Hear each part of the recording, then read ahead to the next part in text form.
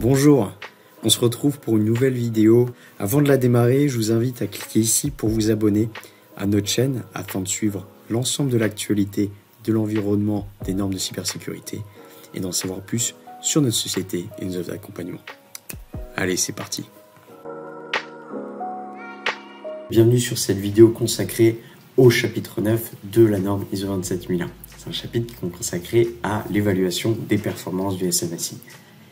Si vous êtes arrivé sur cette vidéo un petit peu par hasard, je vous propose de regarder la première vidéo que nous avons proposée sur cette formation sur les exigences de l'ISO 27001, juste là.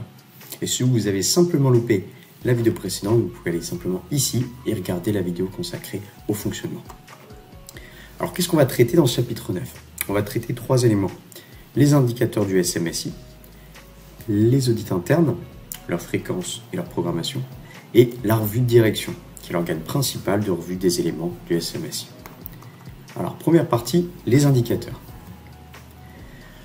Dans ce chapitre, il va vous être demandé de mettre en place des indicateurs qui mesurent la réalisation des objectifs du SMSI, qu'on a vu au chapitre 6.2, et l'efficacité des outils techniques en place, ainsi que l'application des bonnes pratiques par les collaborateurs.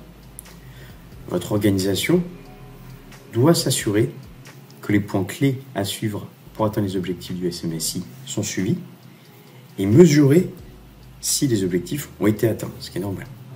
D'où l'intérêt de mettre en place des contrôles et des indicateurs de performance sur ce SMSI que vous devez définir dans ce chapitre 9. Donc, c'est à quelle fréquence on les réalise, ces contrôles, on les mesure, ces objectifs, quels sont les seuils de réussite d'objectifs ou d'échecs.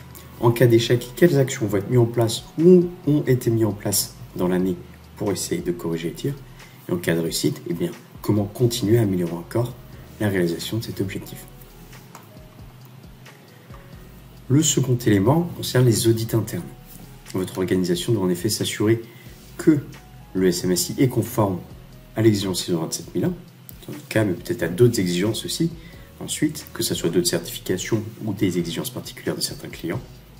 Et vous devez donc planifier et mettre en œuvre des audits réalisés par des tiers, qui peuvent être un organe de votre société ou de votre groupe qui n'appartiendrait pas au domaine d'application du SMSI, ou une société externe comme un prestataire, comme Filagile.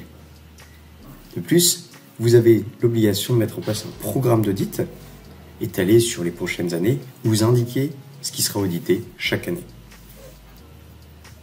Enfin, on va s'intéresser aux revues de direction. Le chapitre 9.3 concerne les revues de direction qui est obligatoire d'effectuer avant les audits de certification.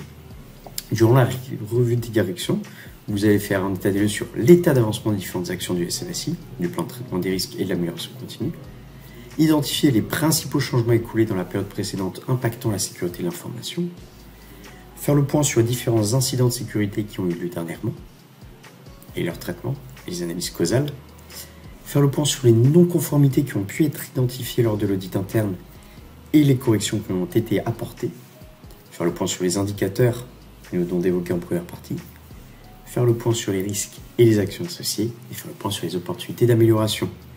Ça fait plusieurs points à réaliser, mais une fois que tous ces points sont effectués, vous êtes normalement prêt pour passer votre audit de certification. À très vite, n'hésitez pas à vous abonner à notre chaîne YouTube et à nous suivre directement si vous souhaitez avoir plus d'informations.